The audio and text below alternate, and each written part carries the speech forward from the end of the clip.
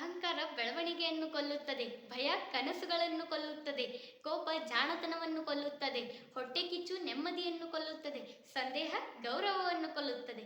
Hi hello, ನಾನು ನಿಮ್ಮ ಮನೆಯ ಮುದ್ದು ಮಗಳು ರಿದಾ ಪಟೇಲ್ ಮಾಡೋ ಪ್ರೀತಿಪೂರ್ವಕ ನಮಸ್ಕಾರಗಳು.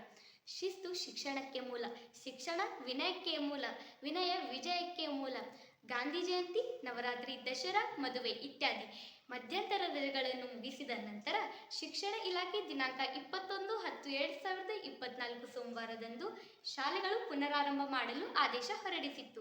ಶಾಲೆಗಳು ಕೂಡ ಆರಂಭಗೊಂಡವು, ಆದರೆ ಮಕ್ಕಳ ಹಾಜರಾತಿ ಮಾತ್ರ ಸಂಪೂರ್ಣವಾಗಿರಲಿಲ್ಲ. ಈಗ ಕರ್ನಾಟಕ ರಾಜ್ಯೋತ್ಸವ ಮತ್ತು ದೀಪಾವಳಿ ರಜೆ ಮುಗಿಸಿ ಸೋಮವಾರ ದಿನಾಂಕ 4/11/2024 ಮದುಮಗಳಂತೆ ಶಾಲೆಗಳು ಸಿಂಗರಿಸಿಕೊಂಡು ಮಕ್ಕಳಿಗಾಗಿ ಕಾಯುತ್ತಿವೆ. ಆತ್ಮೀಯ ಪಾಲಕರೇ, ತಡ ಮಾಡದೆ ಇಂದೇ ನಿಮ್ಮ ಮಕ್ಕಳ ಶೈಕ್ಷಣಿಕ ಸಾಮಗ್ರಿಗಳನ್ನು ಸಿದ್ಧಪಡಿಸಿಕೊಂಡು ತಪ್ಪದೆ ನಾಳೆ ಶಾಲೆಗಳಿಗೆ ಕಳುಹಿಸಿಕೊಡಿ. ಯಾಕೆಂದರೆ ಶಿಕ್ಷಣ ಎನ್ನುವುದು ಮಕ್ಕಳ ಮೂಲಭೂತ ಹಕ್ಕಾಗಿದೆ. ಮೈಮೇಲೆ ಹರಿದ ಬಟ್ಟೆ ಇದ್ದರೂ ಚಿಂತೆ ಇಲ್ಲ, ಕೈಯಲ್ಲಿ ಒಂದು ಪುಸ್ತಕವಿರಲಿ ಎಂಬ ಸಿದ್ಧಾಂತಕ್ಕೆ ಬದ್ಧರಾಗಿ ದೇಶದ ಪ್ರಗತಿ ಶಿಕ್ಷಣವನ್ನು ಅವಲಂಬಿಸಿದೆ, ಶಿಕ್ಷಣದ ಪ್ರಗತಿ ಶಾಲೆಗಳನ್ನು ಅವಲಂಬಿಸಿದೆ, ಶಾಲೆಗಳ ಪ್ರಗತಿ ಮಕ್ಕಳನ್ನು ಅವಲಂಬಿಸಿದೆ ಅಂತೆಯೇ ಹೇಳಲಾಗಿದೆ.